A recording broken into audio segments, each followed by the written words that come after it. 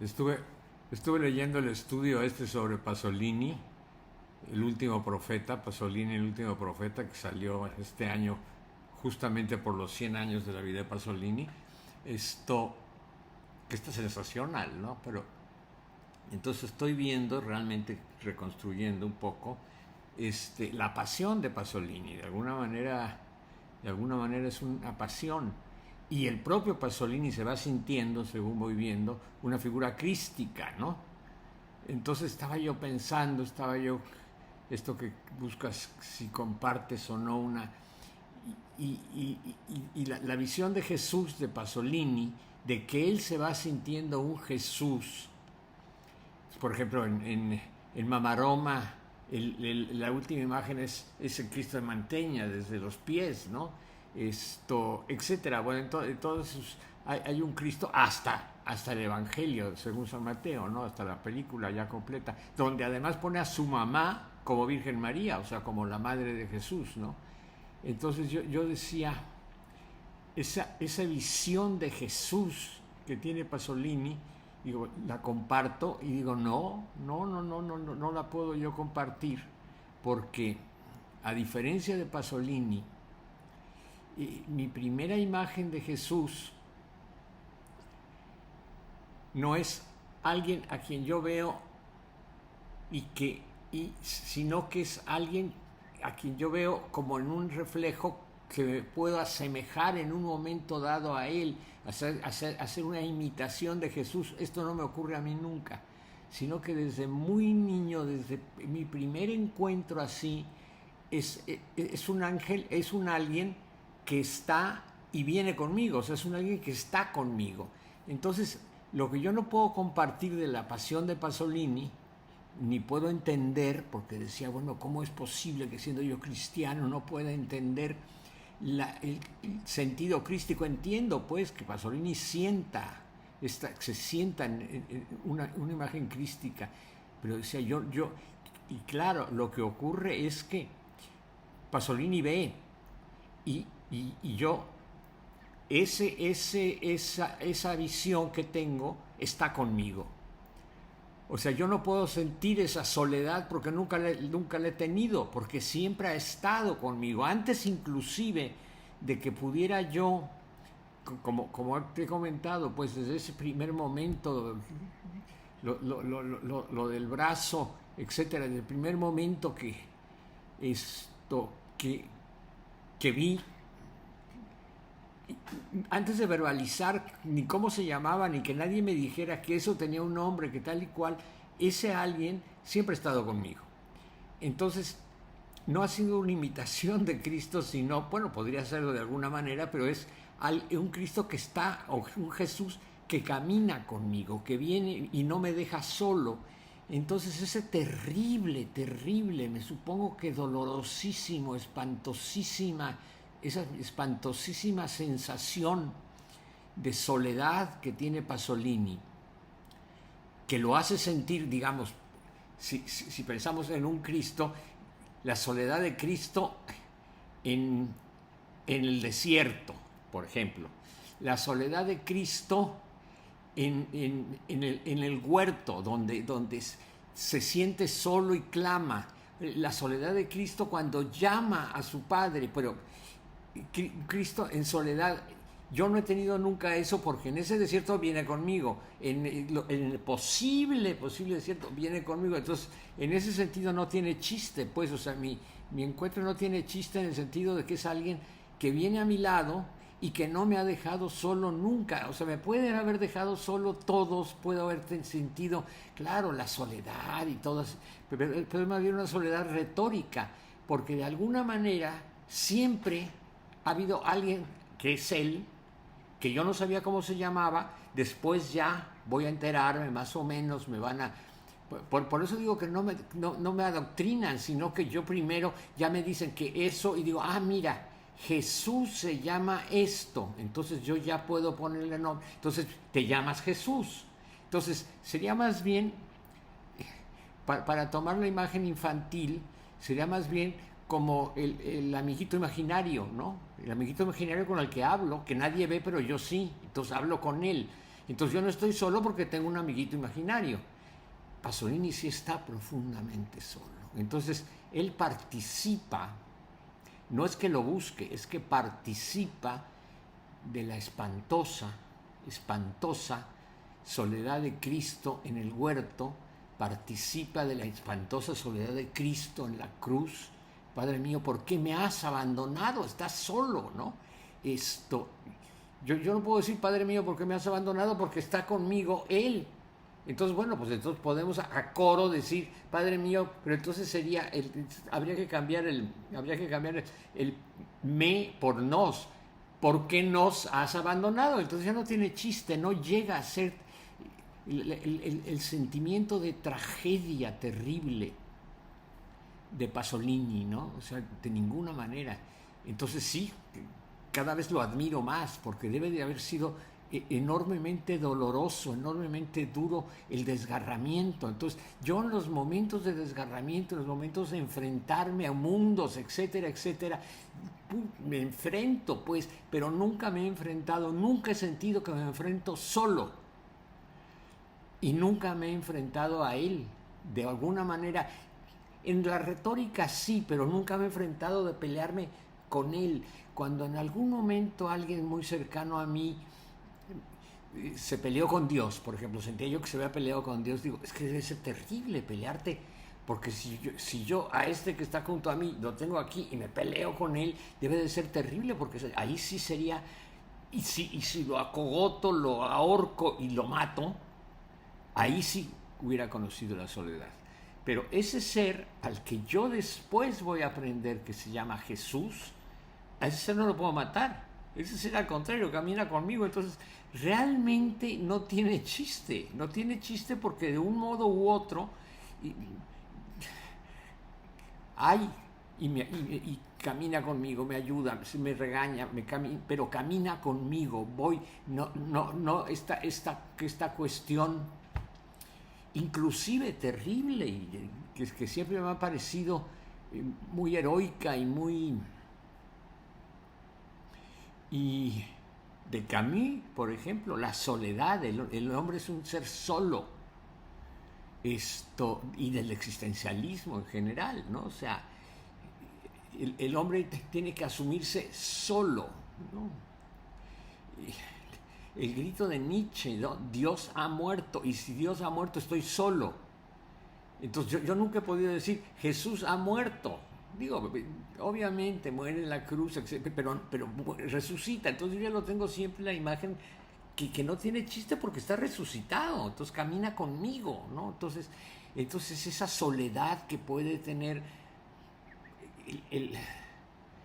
la terrible soledad del existencialista en ese momento, no la he conocido, lo cual me hace admirar más a Pasolini. O sea, quiero volver aquí, estoy buscando, ya localicé a Catone y me voy a aventar a Catone, Mamá Roma, me voy a aventar la Ricota, o sea, voy a buscar la Ricota porque la Ricota es de una vista desde esta perspectiva, no hay ningún... Y claro, esto no es solamente en las películas, obviamente está en Catone, pero es del Pasolini desde el principio, ¿no? Entonces, claro, cuando por ejemplo, Pasolini, otra de sus relaciones en ese sentido es el Partido Comunista, etcétera, lo expulsan del Partido Comunista, entonces se va, es un comunista solo, es un comunista en soledad.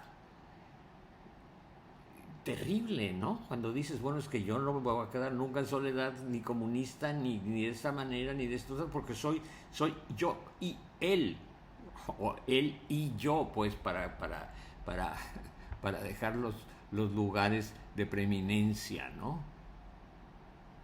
Y entonces en el fondo de todo, que esto es como chistoso, pensando además que acaba de pasar la Semana Santa y la Pasión y todas estas cosas, en el fondo de todo mi pasión, si pudiéramos hablar de mi pasión, de mi calvario, de mi viaje al Calvario, no tiene chiste.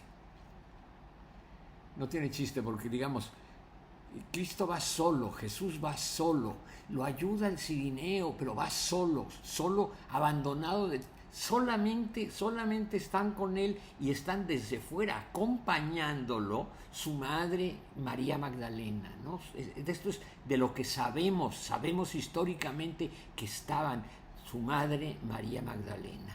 Lo del discípulo amado habrá que ver en qué momento es confundido María Magdalena con el discípulo amado y para darle una connotación aceptable, digamos, al heterosexual, al amado, entonces ponen, pero en realidad es Magdalena es quien lo ama y lo acompaña, ¿no? Lo acompaña su madre, el amor más grande, y Magdalena. Son quienes... María entiende, y por intuición lo que sea, pero entiende el tamaño de la pasión de su hijo. Y Magdalena también, como sea, entiende. Los demás no entienden nada, ¿no? Se dice que el discípulo amado es ella, pues, o sea, a mí todavía esa figura joánica tan bonita y tan tal y cual, no me la trago mucho. Es ella, es la primera que está cuando él resucita, ¿no? Y entonces es la primera que le dice, pero ¿por qué me buscabas? Que decía, sabes que estoy... Y entonces es la primera la que le dice, ve y anúnciales a la bola de idiotas otros, ¿no? Que se han dormido, que se durmieron en el Monte de los Olivos, que me explico, esos anuncian, y que obviamente no le van a creer, pues es una cultura de machos desde entonces hasta acá. Entonces, bueno, pues no puede ser así. Entonces, el primado es Pedro. ¿Por qué? Pues porque no le cree y entonces la hacen a un lado, porque una mujer no puede ser a quien mande como primado, como primada, ¿no? Pero es a ella a quien en ese momento ordena obispa, lanza a que es la primera entre todos, ¿no? O sea, finalmente es la suma pontífice, ¿no? O sea, no sé, es ella quien tendría que estar sentada en la cátedra de Pedro. Es la cátedra de Magdalena, pero en fin, María la madre y Magdalena la que lo entiende, la que lo ama con un amor de comprensión, ¿no? Pero fuera de ello, pero que están fuera de él todo el demás tiempo está solo, acompañado pero solo. Esa sensación yo no la puedo tener, o sea, yo estoy con él y luego acompañado por todos los que tú quieras, pero siempre no tiene chiste porque hablo a coro, ¿me explico? Desde que recuerdo, desde la más tierna infancia, ¿no? Ya después, años después, algunos años después, 3, 4, hice la primera comunión a los 7 años, entonces si estoy hablando de esto, no, ni siquiera un lustro después, o sea, relativamente poco, me lo presentan ya. Y los frailes no, porque no son los frailes los primeros sino las monjas, que son las monjas las primeras también, que llegan a decirme todas estas cosas. Son las monjas que al prepararme para la primera comunión me lo presentan. Entonces eso se llama Jesús y eso se queda contigo también en la Eucaristía. Entonces, bueno, mira, qué bonito. Entonces yo uno con una facilidad inmensa. Ya después vendrán frailes, teología, doctrinamiento, etc. Pero el momento pues en que yo en la primera comunión me encuentro con quien yo conocía, y entonces qué padre encontrarnos de carne y hueso, ¿no? Entonces, en el fondo, que es lo que suena como que qué bonita cosa de mi parte, es al contrario, ¿no? O sea, esto le quita el mérito. Es muchísimo más meritoria la soledad del hombre que se enfrenta a la ausencia de Dios, ¿no? En fin, no sé, a lo mejor estoy delirando, pero en fin, leyendo a Pasolini, leyendo cómo realmente hay una pasión en Pasolini,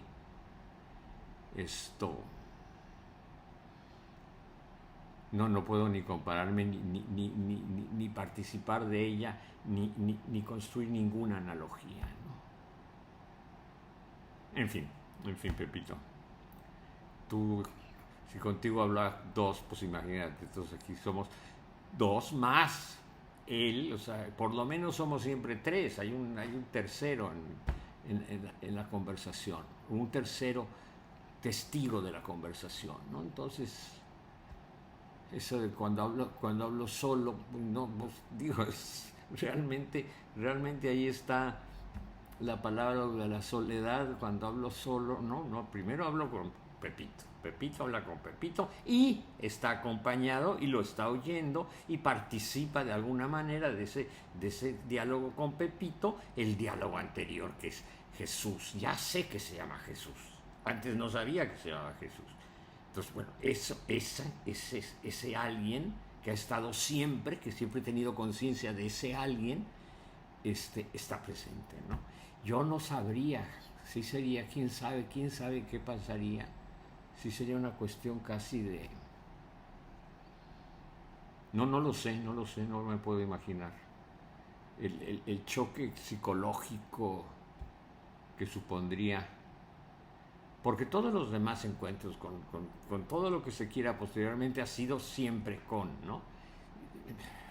Para bien y para mal, pues, avergonzado o no avergonzado, porque bueno, pues tampoco está, entonces pues esto no lo vea, pero siempre está, o sea, sabes que esto lo está viendo, ¿no? Pero en fin, pero, pero sí sería terrible despertarme un día y decir, ya no está. O sea, no es la muerte, no es ni siquiera la muerte. Yo creo que eso buscándole qué sería para mí eso, sería un infierno. Si busco, y ahorita me está saliendo la analogía. Si busco ese momento, ese sería el infierno. Pasarme una vida y no encontrarlo.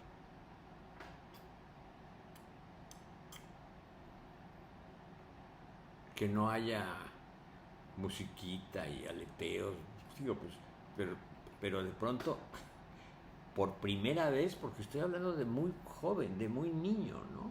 En mi burbuja, por primera vez consciente, estar solo, ¿no? Sí, creo que puedo dar una imagen de ese lugar que quema y no consume, porque podría quemar y no consumir. Uf. No me lo puedo imaginar. No me lo puedo ni imaginar. Entonces realmente un hombre tan recto consigo mismo, un hombre tan honesto consigo mismo como Pasolini, poder enfrentar, y claro, es una figura crística, él enfrentando su soledad, ¿no?